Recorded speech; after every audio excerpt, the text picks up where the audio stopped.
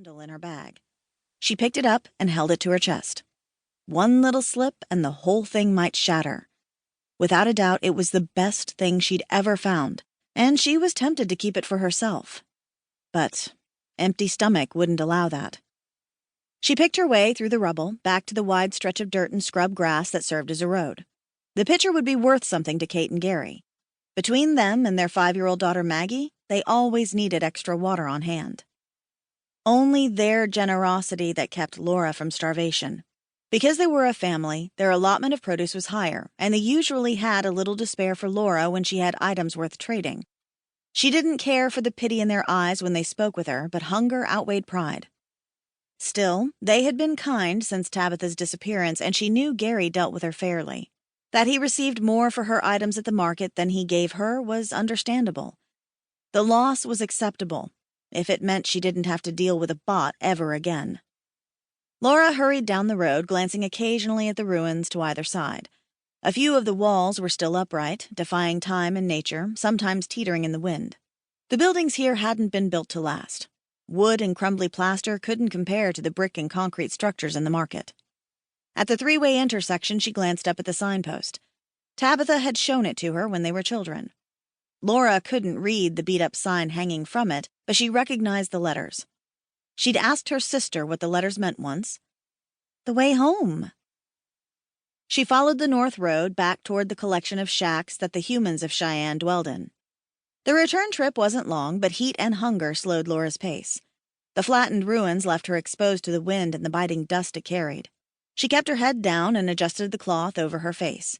She'd be picking grit out of the most uncomfortable places for days.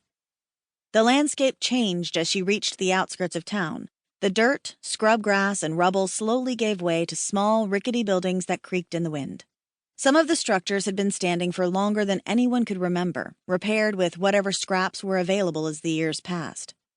It wasn't uncommon for a few of the shacks to fall apart whenever one of the frequent dust storms blew through, but the inhabitants just gathered the pieces and rebuilt. The shacks, spread out on the edges of the settlement, were packed more densely as she walked. With the increase in buildings came the stench. Refuse and human waste so potent she considered turning back and heading into the wastes every time she smelled it anew. She turned onto one of the northward roads, little more than a narrow patch of cracked, hard-packed dirt. It would be mud within minutes of the first rain. To the west, the sun approached the horizon. The people she passed were finishing up their daily business. Better to be indoors before nightfall. The cold was one thing, but no one wanted to be caught outside by a bored, wandering gearhead.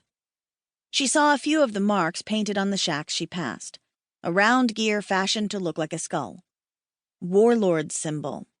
On bots, it meant they were in his service. On a human's home, it meant they'd broken the rules. The first time didn't usually result in death, but the shacks with his mark were often dark and quiet. Gary and Kate resided close to Lara's home. She hurried to their shack, cradling her bag like it was the most precious thing in the world. Glancing up and down the street, she knocked on their door. "Who is it?" The muffled voice belonged to Gary. "It's Lara," she replied, pulling the cloth down from her face. The door pulled back slightly and slid to the side. Gary stood in the opening, a tall, thin man whose head nearly touched the top of the doorway. He wasn't old. He was probably in his early 30s. But years of hardship and scavenging and Cheyenne's unforgiving weather had aged him.